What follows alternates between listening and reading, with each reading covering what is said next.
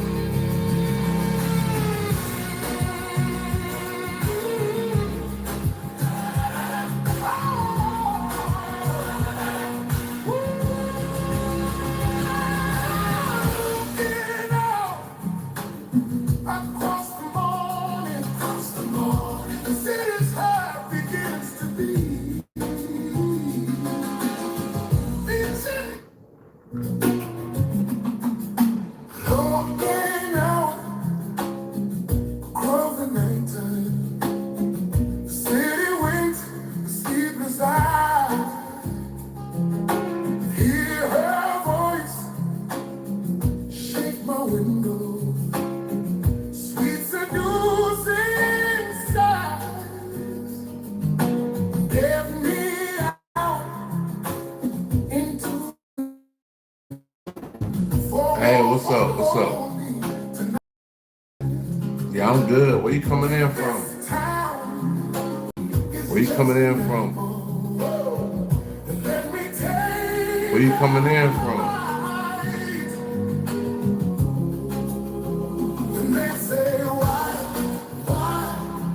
Oh, the UK. What up? Got the UK all up in here. What up, man?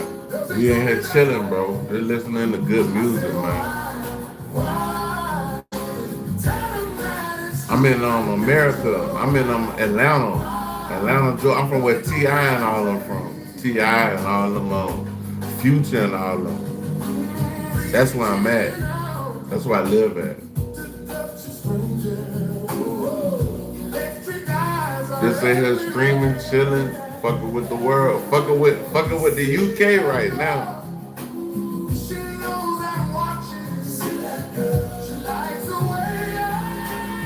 Oh yeah, it ain't hot, but it's kind of like in between. It's like it's cool. Hold on, it's cool.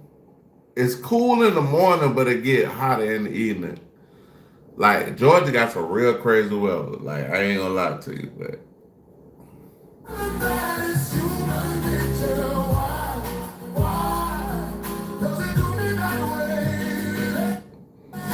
somebody said they want me to share some wisdom for the day. The wisdom for the day: love yourself and prepare for tomorrow. Love yourself and prepare for tomorrow. That's a parable, y'all gotta figure out what I'm talking about.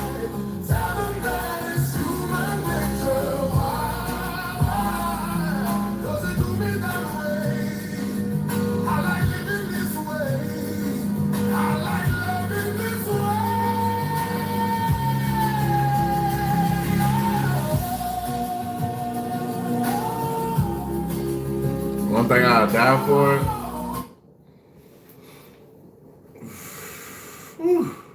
One thing I'll die for. I'll say my kids, my mama,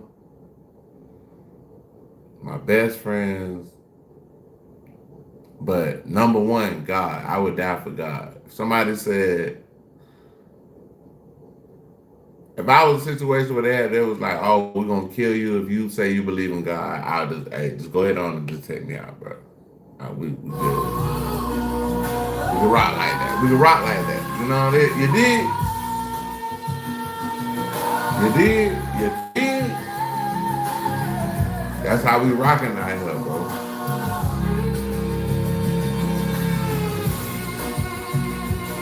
Yeah, man. You know what I'm saying? Like, you gotta have morals. You gotta stand on morals and things like that. So, like, them folks say, "Hey, we gonna take you out if you believe in God. Hey, go ahead and take me out, bro. I'm good. I don't live. I'm down there 47. Well, I'm 47 right now. I'm down there 48. I'm down there 50 years old.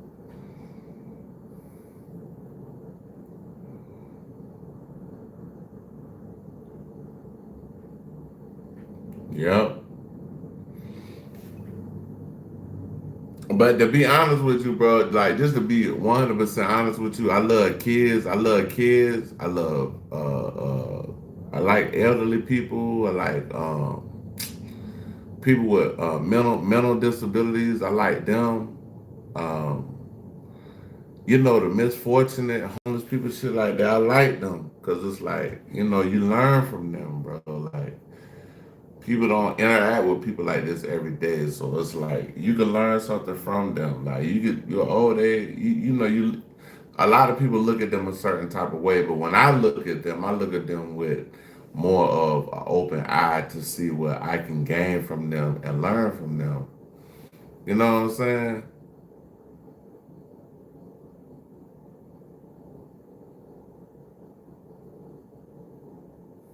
What neighbor? Love your neighbor. Who the hell is my neighbor?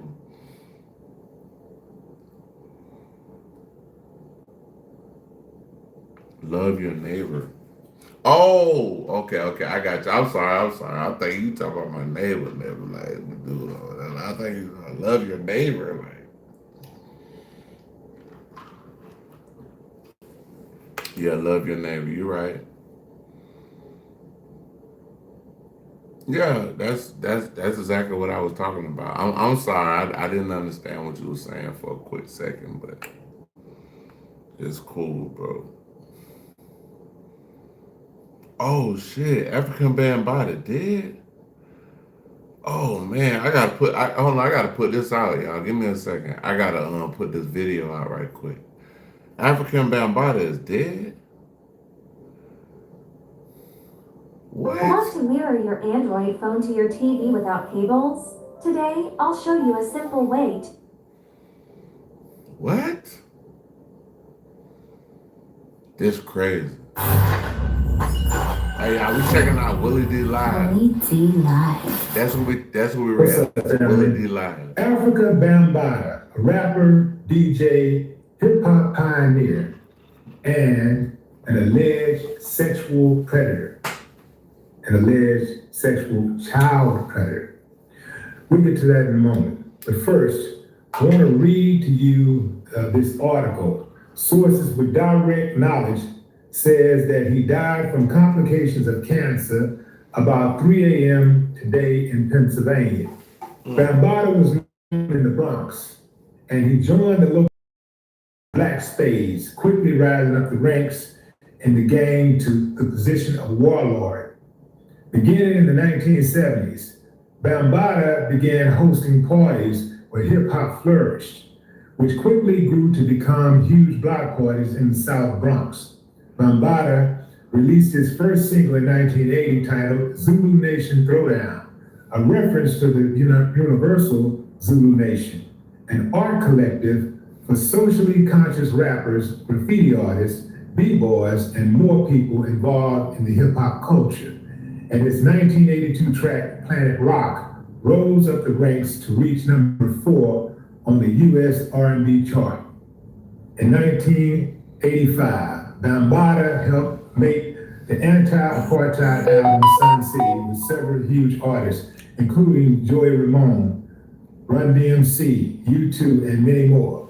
Near the end of his life, Africa Bambaataa ran into a host of legal issues after multiple men accused him of sexually abusing them in the 1980s and 90s.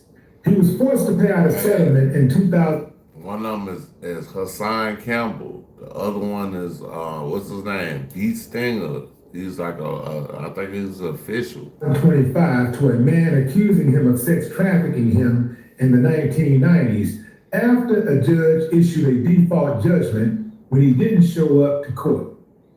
Bambaataa was 67 years old, and we can stop right there.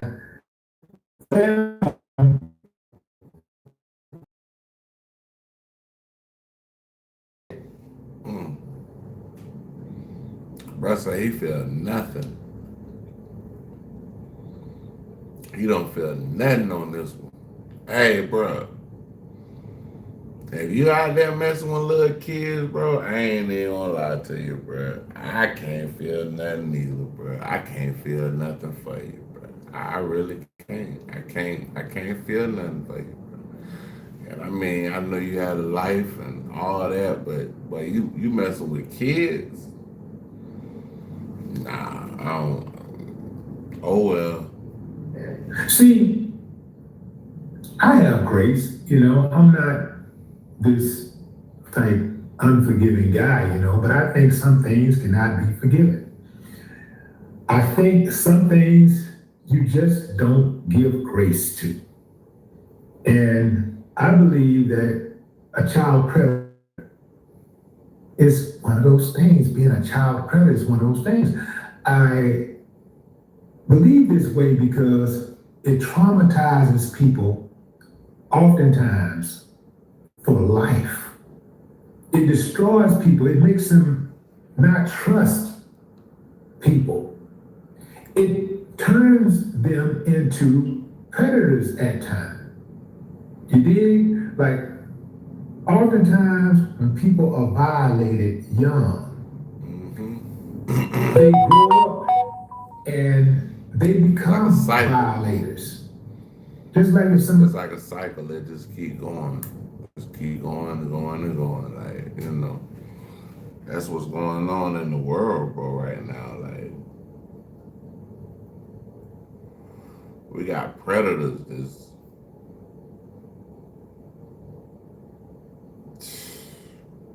man, we got predators that's just tearing through the world trying right to get now. abused, you know, somebody is Like, and then a lot of them, we don't even know who they are. Like, some of them, they in your family, they work with you. You don't know who is who at this point. beaten as a child. As bad as that experience was, as much trauma as it caused, it's extremely difficult to break the cycle because we're all creatures of habit and we are who we are by a process of conditioning. You know, Pavlov, this dude was a scientist. He did a study with a mouse with mice, where he put he put a rat inside of a cage with cheese. Now, you know rats love cheese. He put a rat inside of a cage with cheese. And and he put other rats inside of the cage so that and the rats would immediately run to the cheese and they get caught up in the trap, get their neck snapped and die. So slowly but surely, the rats started resisting running to the cheese because they kept seeing the other rat get his head chopped off. Eventually, all of the rats, the remaining rats, stopped going after the cheese, even to the point where they would rather starve to death than get their heads chopped off by the rat trap. That's conditioning. He's right, you know. One could say the same thing worked on black people, a number of black people, right? It's conditioning. However you're raised, however you're conditioned to be, more than likely that's how you're gonna be. Obviously, there's always exceptions to the rule. So that's why, like, when I say, because I was about to say, bro, nah, just because you grow up a certain way, that don't mean that, bro. You could grow up and be a whole different. You can fuck around and be a billionaire out here, and grew up. Look at Jay-Z. He grew up out of the slums, but became a billionaire. Like, you know what I'm saying? And you didn't have much. And you struggle to get the way you're at now, that you can't be bigger than what you are where you're at now. So A bullshit. A bullshit. A bullshit. A bullshit. Always an exception to the rule. But there's always exceptions. But in most cases, good or bad, however you're raised to be, that's how you're gonna be. Getting back to Africa Bambaataa, he has traumatized young boys. We don't even know how many. Some of these boys became men and they've told their stories. And I absolutely believe those stories. Because one thing is, Africa Bambaataa, at least to my knowledge, has never denied some of the most cruel claims. he never. So that's the thing. That's the one And thing. that's one of those things. He never denied what Hassan Campbell, B. Stinger, multiple other people came out to say against him. Like he never refuted the evidence. So that's the thing that would, that's the thing that got me like I don't got no mercy for that. Like, Or a man, and even if you're a woman, but if you're a man specifically, that's something you do not want on your record, and you take that seriously. You take those type of allegations seriously. Somebody accuse you of something like that, you got to fight. You got to fight. You got to fight with everything you got. You got to throw everything at them. Throw everything at them. Their lawyers, their spouses, kids, everybody gonna get it. Everybody get it for an accusation like that. And I'm talking about when you're innocent. Obviously, if somebody's guilty, they might try to fight back with that type of vigor, but it probably won't stick, right? But if you know you're innocent, it's gonna be hard to be silent about something like that, right? It's gonna be hard. So I absolutely believe this dude did everything that he was accused of doing. And I feel nothing for him. Yeah, he was a hero. Yeah, Planet Rock was a great song and he made some great music. And, he led some great men, they had that particular discipline structure, for. but that don't mean nothing, bro. If you out here doing nefarious things to children, bro, you need your head chopped off, bro. I mean, knocked off. I'll say knocked off, not chopped off. I don't even. Manhood and leadership or whatever. But aside from that, this dude's his private life, he lived a double life. On one side, he was, stressing community, love for community and building, right? Black manhood. On the other hand, he's over here torturing little boys, Little boy. ruining lives. We don't know how many lives he's ruined. We've only heard from a handful of these guys who said that was willing to come out. Them. That could easily be hundreds. And it's crazy, like, Charleston White was talking shit about her son, but I mean, bruh, we don't know what the hell was going on back in the day. Like, these people was really doing some shit to these folks. And that shit really is crazy, bro. Like, it's crazy. If not thousands. So I feel nothing for this dude. I mean, nothing at all. I feel nothing.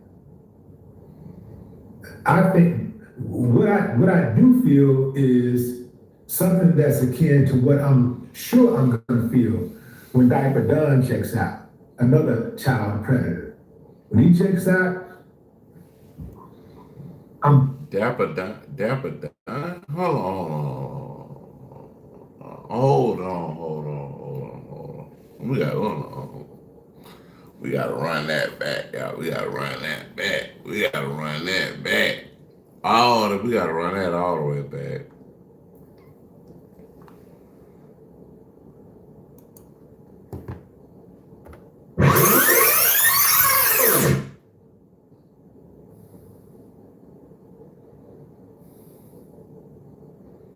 that's akin to what I'm sure I'm gonna feel when Diaper Don checks out, another child predator. When he checks, Hold on, you talking about Dapper Dan or you said Diaper Dan? I don't know. Hold on, bro. Like I'm trying to figure out what the fuck going on. Dapper Dan. Hold on, bro. Hold on. Dapper Dan? Are you saying Dapper Dan? I'm popping champagne, baby. Hold on. Oh, we gotta run it back what he said. Right? Black manhood ruining lives. We don't know if not thousands. We gotta hear what he said. So I feel nothing for this dude. I mean nothing at all. I feel nothing. I think what I do feel is something that's akin to what I'm sure I'm gonna feel when Diaper Don checks out. Diaper Another Don. child predator. When he check, Cause it's Dapper Dan. Hold on, bro. I'm trying to figure out what is he talking about. This got me kind of fucked up. Right? This got me fucked up right now. Hold on, bro. One more time. I just want to hear what he said. what I do feel is something that's akin to what I'm sure I'm gonna feel when Diaper Don checks out. Another child predator. When he checks out, I'm popping champagne, baby. I'm popping champagne. Yeah. See, there are some people who say, well, we got to separate the art from the man. And and that's true. You separate the art from the person. But at the same time, when you separate art from the person, you have to look at the transgression independently. You got to look at each transgression independently. So separating the art from the man who maybe slapped his girlfriend or stole a Snicker out of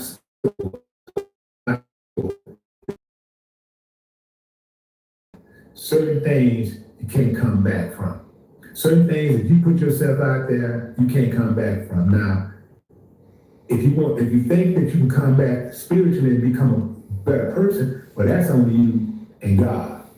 But as far as me and my house, as far as society is concerned, that's something you can't come back on. And I believe that because I think when it comes to sex, people are who they are. Whatever it is that they like, that's what they gonna like forever. And that's what they gonna be. When you cross that, good riddance. So long. And it is what it is. I ain't got no love for you. I ain't got for you at all. Dude, you can't play both sides of the fence here. You can't say that you love the children and at the same time offer protection and redemption for those who destroy children. You can't do that. It's like saying I support women. I support women, but at the same time, you best friends with one of the greatest abusers of women, one of the greatest women beaters, one of your best friends beat the hell out of his woman every chance he get. But you say, well, I love women. I love women. That don't add up. Man, you got to be consistent. And a lot of us don't like the idea of being consistent because being consistent takes sacrifice. That means you have to sacrifice something. So if you're going to be consistent, that means that if your friend is a woman beater, and you really love women, then you got to make sure that your actions are consistent with that outcome, right? So you got to say, you know what? If this dude is a woman beater and I love women, I got to pick a side. What side you gonna pick? You can't say that's my friend and I love this dude, but I love women too, but he beating on women. Yeah, I can't do that either. That's a good analogy. That's a great analogy. Like we ain't doing that, bro. But let's keep going. We're going to the Dr. Umar Panda Press stuff. Let's check. He said so himself. He has owned that building since 2019. 6 years of fundraising, 6 years of Breakfast Club appearances, 6 years of PayPal links, 6 years of chosen ones, 6 years of knowing and counting. Now here's the part that takes this from a legal problem to a documented statement of intent. Because after admitting the law applies, he did not say he would fight it. He did not say he would move the school to a different state. He did not say he would refund Somebody said, "Why did I change the outfits?" Because I'm living my life like I'm living my life like yeah. I'm living my life, bro. I don't wear the same shit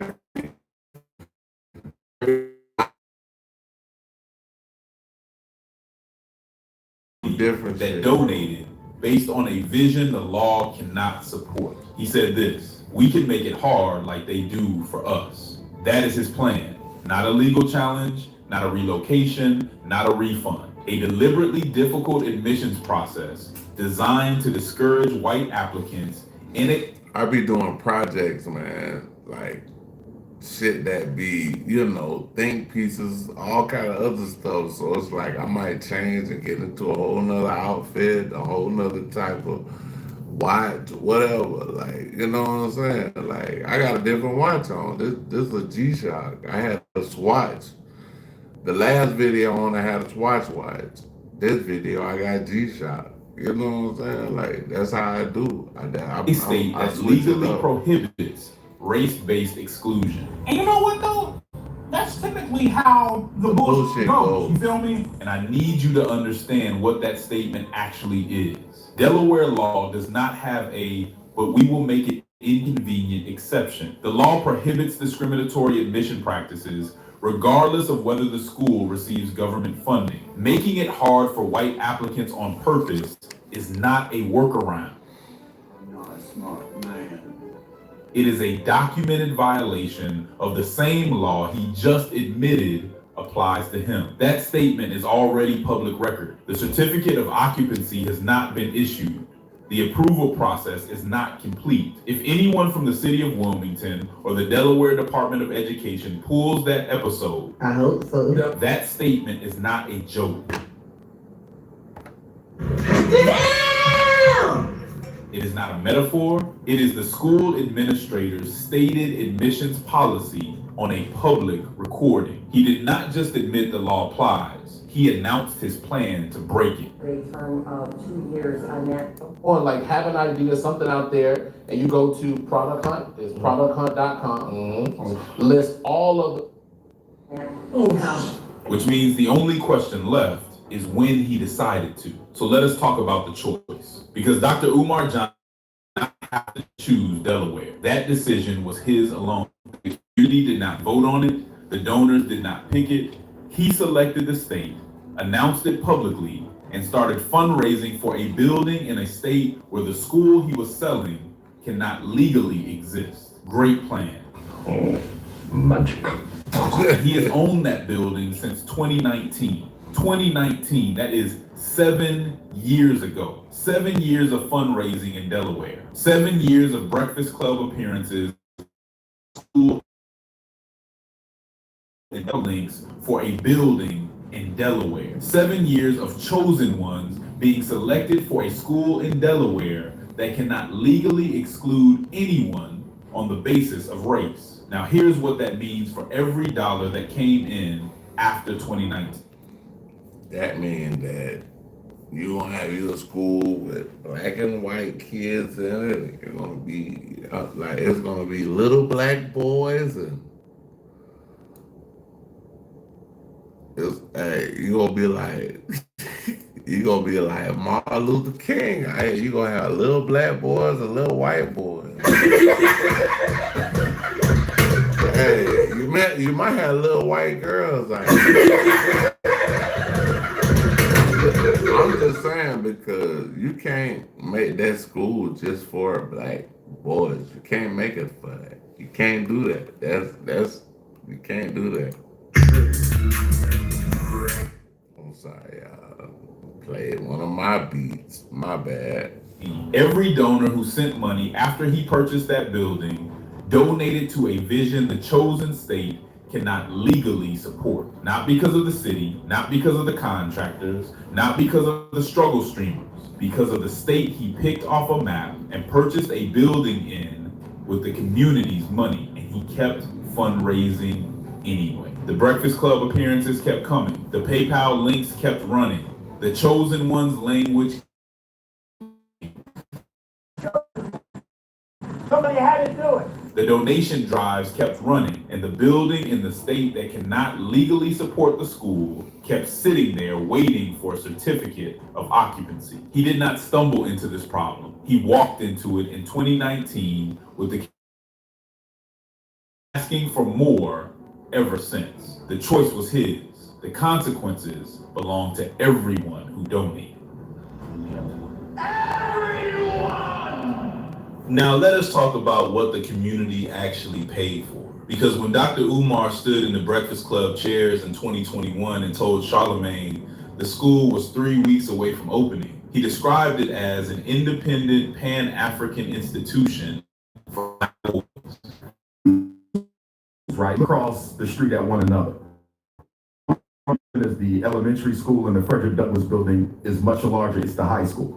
Now, if we're focusing on the Garvey building right now, right? If you were to say, how soon can that building be ready? It can be ready in 3 weeks. We only have 3 weeks worth of repair, 3 weeks worth of HVAC, 3 weeks worth of electric, 3 weeks worth of plumbing. You're showing me how unserious you are.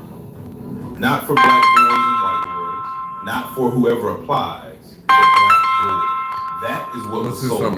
That is what the paper boys.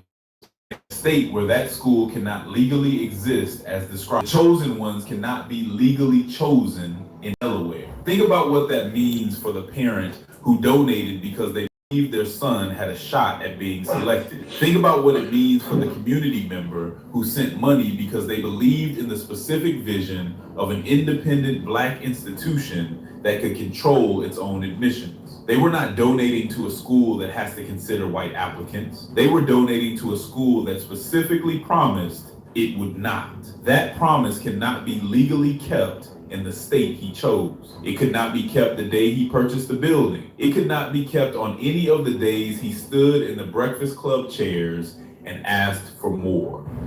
That's a damn shame. My disappointment is immeasurable, and my day is ruined. The vision that raised the money and the legal reality of the building that money bought have never been the same thing. And the community that donated deserve to know that before the first dollar ever moved. Now step back for a second, because if you've been watching this channel, you already know that this is not the first time the foundation of in January 2018,